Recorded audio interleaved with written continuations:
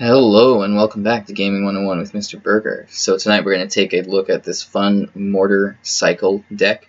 Now Mortar recently received a nerf. Regardless, I still think that it's very powerful. Let's run some replays in the background here while I talk about each card. And we can take a look at the deck list in the top left here. So we've got our two cycle cards to begin with. We have our Ice Spirit. He's great in basically any cycle deck, and I highly recommend him not only in cycle decks, but in almost any deck he finds a place because he's really cheap and he has a lot of potential for positive elixir trades because he's so cheap. Now after that I'm running the Bats. Now Bats, they recently received a direct nerf. Well, the Night Witch kind of got a direct buff in order to kind of balance those two out. So the Bats just attack a little bit slower. Their attack speed went from 1 second to 1.1 seconds. So it's a slight nerf, it's not really significant, so you don't need to worry about it too much. The major card interaction, well I shouldn't even say card interaction, but the major interaction change is that if you place them solo and they run across to the tower of equal level, before, since they attacked at 1 second attack speed, then one of the Bats would get one hit off onto the tower at the last second. Now, it attacks just slow enough that it doesn't get that hit off. So Bats placed at the bridge that aren't answered won't do any damage at all to an equal level tower. So if you want to place skeletons, which are even cheaper, or something fun like even fire spirits, which are kind of off meta right now, anything cheap like that, goblins, guards are awesome right now, you could definitely put those in there. That's certainly a flex spot. Next we've got our archers and our knight. Now those two go together very well. I highly recommend those in a lot of decks, especially cycle decks. They're awesome for defense. They counter everything, not everything, but a lot of things very well. They go great, especially with Tornado. That's a great combo, a third card that would go really well with those two. I'm not running it in this deck, but I definitely run that trio in a lot of decks. You know, you can just tank things with a knight. You can place it behind the enemy's tank in an oncoming push. And it's really great at taking out any support units. Like if they've got a musketeer or a wizard or archers behind their giant, then you just place your knight down on top of those things after the giant's crossed over, and he'll take them out. He'll take out that support. So the archers are great too. They do good damage. They're beefy. You know, they don't die to log. They don't die to zap. There's two of them, so they'll absorb 2 hits from heavy units like P.E.K.K.A, Mini P.E.K.K.A, or if you've got a prince charging at you in lower arena, they're great. On top of that, all these cards, all 4 of them are common, so they're easy to level up. So if you're trying to push ladder with these cards, then they're definitely great because card levels make a significant difference in ladder. Look at that rocket. I love that rocket right there if you're watching the replay. So I'll talk about the rocket in a second here now that I've talked about those 4. But next, let's talk about the mortar. So the mortar is your main win condition, if not your only win condition, in this deck. You could argue that, you know, the princess and the rocket are pseudo win conditions, but the mortar is kind of the main thing that's going to win you this deck. You can definitely play a mortar defensively. You just plop it kind of in the middle of your side of the arena, similar to a defensive tower, like an inferno tower or a cannon or something like that. But most of the time you're going to be placing it offensively, not all the way as close as you can to your side of the bridge. You're going to place it 1 tile below the bridge. The reason for that is because after that, you can look at the replay right there where I placed it. I placed it 1 tile just below the bridge. After that I can put a knight in front of it, which I just did as well, and he'll tank anything they're bound to place right on the bridge to counter that mortar. Because most of the time they're going to place something right away to try to, you know, put pressure on that mortar. The best counter to a mortar would be an ice golem, some sort of a tank like an ice golem or a knight, placed on the middle of the opposite side of the arena, if that makes sense. I gotta get a way to explain this better. But anyway, if they place it on like the left side of the arena, just on their side of the bridge, then you would put your knight or your ice golem or your giant just on 1 tile from the center on the right side. So he would take his time running over on the right side there. And then the mortar would basically lock onto that thing and be distracted the whole time. I'll try to come up with a better replay in a future video for that concept. Anyway, your mortar's your main win condition. You probably don't want to switch it out for anything. If you want to switch it out for like a hog or an expo, you totally could, but that would completely change the archetype of the deck. The Expo wouldn't completely change it, but it's a little bit different from the Mortar. Whereas if you replace it with another win condition like the Hog or the Giant, you know, it would totally change what you're doing. As far as the Knight and the Archer go for card replacements, though, I would keep those two in there. If you want to switch out other cycle cards, you can. You can definitely run like an Ice Wizard. That's a great replacement for the Archer. And if you're going to do that, he works great with an Inferno. Oh, I'm sorry, not Inferno. A Tornado. Ice Wizard is great with Tornado. So running that trio and Ice Wizard in the place of Archers is great too. For the Knight, obviously you could use an Ice Golem if you wanted to, because that's another similar mini tank. But that's your call. Knight's one of my favorite cards. That's why I have him in the top right of my interface here. Now let's talk about that Rocket. This is where the fun comes in. So you got this super long range win condition with the Mortar, and it just goes plow and blow and bloom and bow, and it blows stuff up. So same thing with the Rocket, right? It shoots and it explodes, and it's amazing. It flies across the arena really slow. It looks really cool. I think it says something like that in the description in somewhere. And it does a ton of damage. Now, keep in mind that Rocket got nerfed recently. All spells actually got nerfed, but Rocket and Lightning, the heavy spells, felt it the hardest. The reason for that is because all the spells got a percentage damage nerf to towers. Not in the last balance changes, but I think the ones before that. So, let's say that you have a spell that does like 100 damage and a spell that does 50 damage. And they all got a 20% nerf, you know, damage nerf. That 100 damage spell loses 20 damage overall, where that 50 damage spell only loses 10 damage. So the Rocket and the Lightning, which hit the hardest, receive the hardest nerf when it comes to percentage, numbers wise. That might be arguable that they don't necessarily receive the hardest nerf directly, but numbers wise they receive the most damage reduction. So Rocket, Log, everything got nerfed, but Rocket felt it the hardest. Regardless, Rocket is a lot of fun to play in this deck because you're kind of going with this theme of long range, you know, blowing stuff up from afar and sniping things. So you got your Log in there. Obviously, that's your cheap spell, which you want to run one in almost every deck. You can replace it with a Zap spell if you want to. I just like running Log in this particular deck. That's really your call. Lastly, you've got your Princess. Princess is really great. She's a really fun and powerful card. She's got the potential for a lot of value. I like to place her in the back a lot because of her amazing range, she has, you know, the possibility of staying alive for a really long time. You can also place her right at the bridge like so, like I did there, right before the match ended, and she'll usually get a shot or two off before your enemy has time to respond. Unless they preemptively log or something like that, if you place her right at the bridge, so she'll get at least one shot off and do a little bit of chip damage to the tower. So let's take a look at this next replay here. So your Log fits in there all right. It's replaceable. Your Princess, you could replace it with just about any support card. Your Rocket, you could definitely replace it with like a Fireball or a Poison. Poison's like one of the fourth top played card right now in tournament level standard or something like that. Anyway, what I'm trying to get at is it's really great in the current meta. So I would run Rocket just for the fun of it, but you could definitely swap your spells in for other things.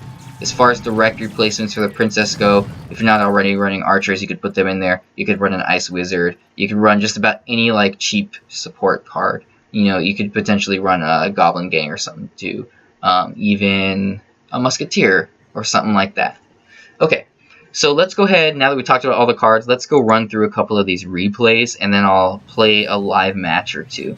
I guess it's not technically live since I'm recording, but I'm not going to go back and edit it. I'll just go ahead and play a match or two and see how it goes. So right now I use the Mortar defensively, which is something I don't do a lot at this level, just because, you know, I kind of out-level people on this account, so it's not always a fair fight. People don't respond as well to Mortar and stuff because it's not something that they see too often as they might at a higher rating on like my main account. Speaking of which, I'm going to mute my cell phone here so it doesn't go off in the middle of this recording. So, I've got an incoming Goblin Barrel. I respond with a Log. Log is a great direct counter to Goblin Barrel. It just blows up all those goblins. You want to shoot it off over your tower where they're hitting it, whichever tower they're shooting their Goblin Barrel at, like right as their Goblin Barrel is kind of crossing the river, and it'll guarantee it'll kill them all. They might try to juke you and place it like far away from your tower, but as you get better at the game, you'll kind of be able to see that and see like, oh, that Goblin Barrel's coming in at a weird angle, it looks different, he's probably not throwing it directly over my tower. He's going to try to juke me and throw it off to the side or something like that. And then that might cause you to miss your log or your zap, and then his goblins get a ton of damage. So right now, we're hitting into double elixir time, minute left before we get to sudden death. I'm just playing defensively, trying to get those mortars cycled out. That mortar, oh, there's that logging, and the mortar does get locked onto the enemy tower, and that's kind of what I want. If you can get one mortar shot off on the enemy tower, it's basically successful. I've heard a lot of pros and a lot of YouTubers and people say that, so I'll definitely take their word for it. That mortar right there died really quickly, but it did get 2 shots off, which is successful. At this point, I've got like only 129 damage left to do on his left tower, so all I've got to do is basically rocket it. So I've got to wait until the timer gets down into sudden death, because then if the next tower died, loses. Or let me phrase that better. Come on, English major, you can do this. The player who loses the next tower loses the match, is what I'm trying to say. So at this point, I just had to log it, and that pretty much finished it off. And that was that match. Okay, I got 2 more replays that I want to run through here. Before I do that, I just want to take a quick minute here to talk about a couple things. I got some awesome feedback from some people. Let's take a look at it. Of course, my friends are going to say really nice things. You know, I got some feedback a while ago from my buddies. Nice, Mr. Berger. Yeah, Mr. Berger. Nice video from my friends. My buddy Miguel saying first. Some clanmates saying some nice things. That's great. Of course, my friends are going to say nice things. There's a couple of people that, unless I'm unfamiliar with who they are off the top of my head, maybe they're under a different name or I'm just not remembering right now. Anyway, I'm not familiar with them, and they gave me some great feedback. Jared Gordon here said, to get a better mic and you're going to be famous, my dude. I appreciate that, dude. That's really nice of you to say, so thank you for that. The only thing that's holding me back from getting a better mic right now is financial restrictions. You know, I work as a substitute teacher, so I don't make a lot of money. But I looked into a couple mics on Amazon, and I could get one for like 20 or 25 bucks. And I'll probably do that, you know, come next paycheck or when I get things a little bit more settled. So another great comment or two that I had here was, you know, good video. This one right here, he said, hey, good video, but maybe keep some gameplay going when you're talking. That was for my hog poison video, and if you saw that, I am definitely guilty of that, and I noticed that after I started the video, or after I finished it rather, that I was kind of blathering on, well, this replay was paused for like a couple minutes. So I definitely caught that mistake, but I appreciate his constructive feedback. If you guys have anything helpful to say like that, I definitely took those 2 comments to heart. So, you know, let me know what you guys think. You know, as long as you're not being blatantly rude and saying anything, you know, that's like directly not constructive, then you can keep your comments to yourself in that case. Otherwise, if you have anything that you think might help out, or that you think I could do a little bit better, you know, audio quality, gameplay-wise, streaming-wise, layout-wise, anything like that, let me know. I'll definitely consider it. Alright, let's get back into these replays here. So I've got this mortar going on defense right here now. He's got an executioner coming in. So Ice Spirit is great against executioner. If you place it right as they cross the bridge, the Ice Spirit will take 1 hit from the executioner's axe, and then he'll freeze them. He'll freeze him rather, and he won't die. If he gets 2 hits off from it, then, you know, it would kill the Ice Spirit, but he doesn't get hit the second time when the executioner's axe comes back, because by that time, you know, he's basically jumped at him and frozen him. Alright, they got the Night Witch coming. He's got a Night Witch, Balloon, Hog. This guy's got a really off-meta deck. Night Witch, Balloon, Hog, Executioner. Looks like he's got a giant skeleton up there. Wow, okay. So I use the mortar in 2 spots. One is directly at the, I should say 3 spots rather if you include defensively. One is directly at the bridge, as I mentioned earlier, 1 tile below the bridge, so that you have room to place your knight or any support units right in front of it to soak up anything that your opponent's going to play. The second spot would be kind of in the center of the arena as much as you can, on your side of the arena, but in the center as much as you can, while having the tower, the enemy's tower that you're still trying to hit, still in range. You saw probably an example of that earlier, and you'll likely see one again in a little bit. Okay, so here it looks like I've got a mortar at the bridge there. Now that one, see look, I placed it poorly. I couldn't put the knight right in front of it, so I definitely messed up the placement on that mortar. The knight was pushed off to the side a little bit. I got a second mortar up there, that's fun. The knight was pushed off to the side a little bit. He still did his job though in that case, but if I was at higher rating it could have cost me the game. Or it could have cost me some elixir or some hits on my tower. Would have probably lost that mortar because the knight wouldn't have been there to support it. So those were great examples of the two spots that you would want to put the mortar at, except for, as I mentioned, that first one you'd want to put it one tile lower, like so. Here I got the mortar in a spot. It's not great. I should probably put it to the left 2 spaces so that it's on the left side of the river. I'm sorry, of the path there. It's as far to the side of the arena as it can be. But regardless, it's one spot below the bridge there and the river there. So I have room to place my knight stuff in front of it. And this is a great replay. Look at all 3 of those princesses. Oh my goodness. I'm running no mirror.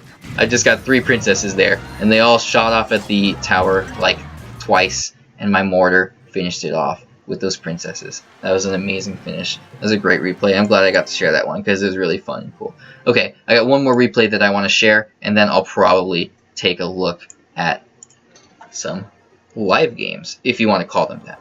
Now this is a great example of the new minimum mortar range. As I mentioned, mortar recently received a nerf because it got a reduction to its minimum range. Now that sounds like a buff, right? Well, not exactly. Look what happens here. I place my mortar. It shoots his knight. He places his knight right at the bridge. It shoots his knight right there, as close as it is. Before, it would have ignored that knight and just shot off at the enemy tower. I would have gotten 2 or 3 shots off at the enemy tower, and my archers or whatever support I had would have taken good care of that knight. But now, my mortar wasted a whole shot on his knight, and the mortar's got a pretty long cooldown between each shot. You know, it's like over a second between each shot. So that's a good amount of damage that I wasted on his knight, whose job is to basically just soak up damage. You know, that's mostly what he's for, countering things and soaking up damage. Again, it shoots his knight right there. So I do kill the knight with my bats easily, but the knight gets a couple swings off on my mortar, and it also soaks up a couple hits from that mortar.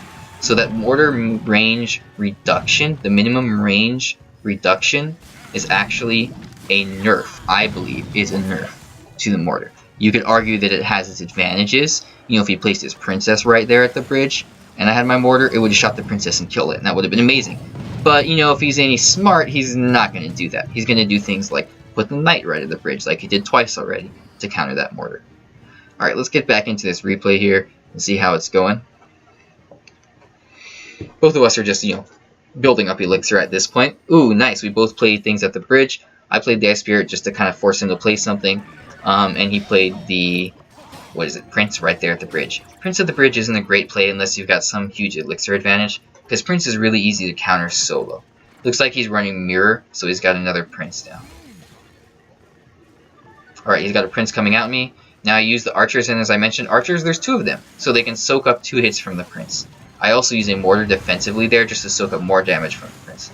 I'm willing to take a little bit of extra elixir, whatever is necessary to play defense. I actually didn't use a whole lot there. I only used 4 for the mortar and 3 on the archers to counter his Prince, whatever support he had. So it's probably like an even, if not a positive elixir trade. And then I'm safe on defense. It's okay to cycle that mortar on defense from time to time, if that's what you gotta do.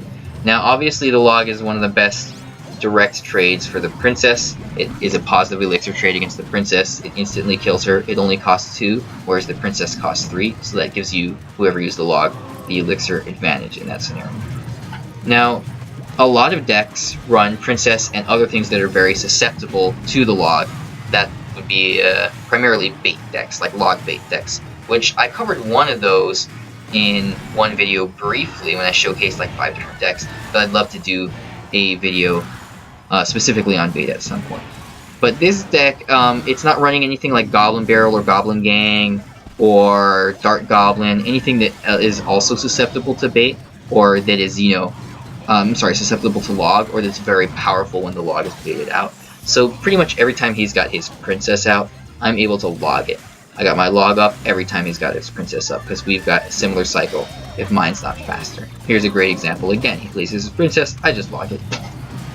On top of that, he keeps placing his princess right in front of his princess tower, so it's taking damage every time I log it. I finished the game off here with the princess at the bridge, gets off 2 shots as I mentioned before he could respawn with his log.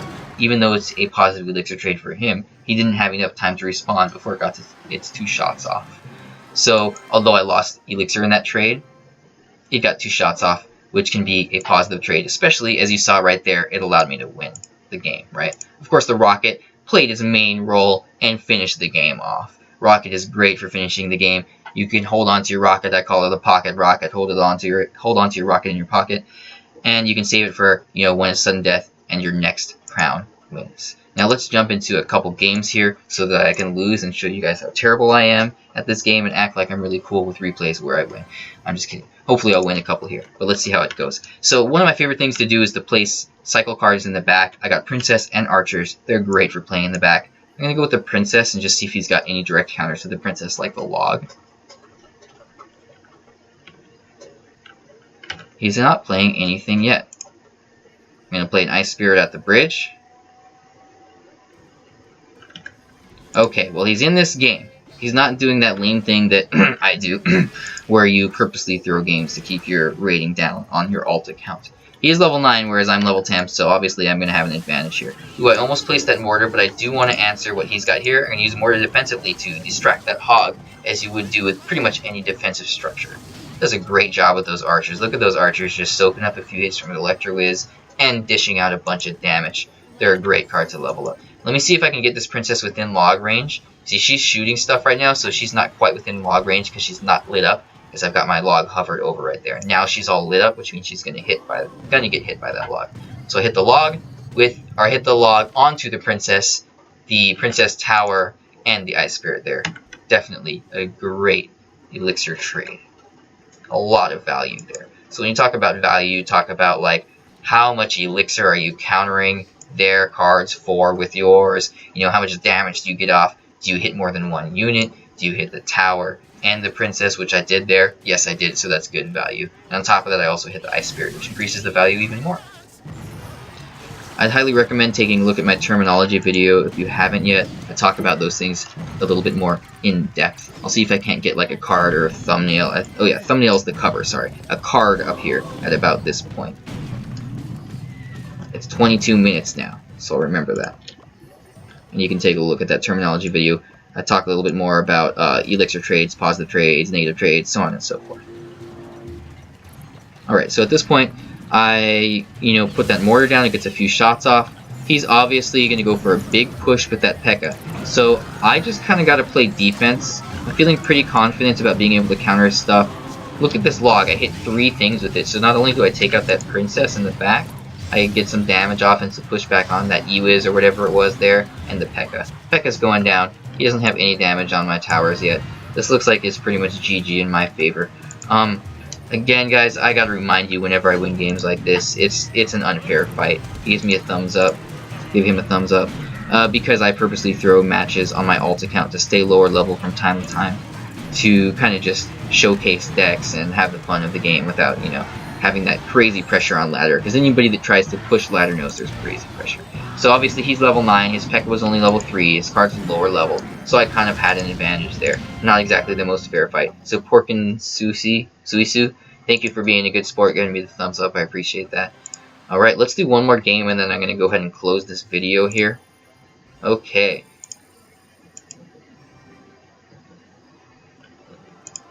Give him a good luck. I love giving people a good luck at the beginning of games.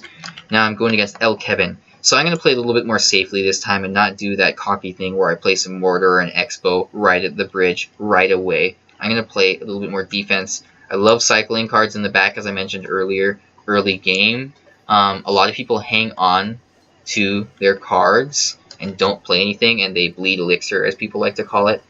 I don't like doing that. I don't like wasting elixir because I feel like elixir advantages are like kind of the biggest thing in this game. But don't get me wrong, there's a lot of pros that use that strategy where they don't play anything until they see their enemy play something so that they can counter it properly. And I mean, they're way better players than me. So don't necessarily take that strategy from me and think that it's the best. Do what you think works best for you. I just feel like the concept of not spending elixir when your opponent gives them the potential to snowball and get a big push going when you don't have enough units because you haven't spent your elixir, you know, to counter that big snowball. I used to call beatdown decks snowball decks, and I think that's an appropriate name for them. I just started using the terminology beatdown because that's what people use in this game. You know, you gotta talk with the lingo that the masses use, that the people who play the game, the population, the populace use. Okay, this mortar gets a few shots off there. That's awesome. It's getting another one. Oh, look at this great value with this mortar. I can take out his knight with some bats here. I mean, bats may have gotten a nerf, but man, I still love them because they just float in the air and do so much damage. They're great on defense. If they play anything, if the enemy plays anything that can't attack air, man, those bats just wreak havoc on them. You could probably toss some bats on top of a P.E.K.K.A. coming across the bridge, and as long as your opponent doesn't do anything like zap them or, you know, have a wizard behind that P.E.K.K.A., those bats will just kill that P.E.K.K.A. before it hits the bridge. I'm sorry, before it hits your tower from the bridge. Alright, he's smart. He places that Inferno Tower there to counter my mortar. It just does quick work of it. You know, once an Inferno Tower locks onto something, man, that's that. Alright, I'm going to get some good value here. I'm going to hit both his hog and that goblin barrel with that log. I don't have to spend too much elixir to counter the hog. It does get a couple hits off, but that's okay. At this point, I'm still ahead. I'm going to play defensively. Ooh, he keeps using that Inferno Tower. So obviously that's his answer to my mortar. So what I do now is I cycle as quickly as I can by playing my cheap cards. I get another mortar down before he has his Inferno Tower back in hand. And that, my friends, is the exact concept of a cycle deck. You want to cycle out your opponent's answers to your cards. So if they've got a direct answer to your hog, you got to pump out those ice spirits and archers and logs and skeletons and bats and whatever cheap cards you're using. Well, you can. And here's the rocket. BLAM finishes the game. Alright. That is that. So thank you guys so much for watching this awesome video. I hope that it is beneficial. My girlfriend has been sitting right here and been a great sport. She's been doing her homework. She's working on her master's degree right now.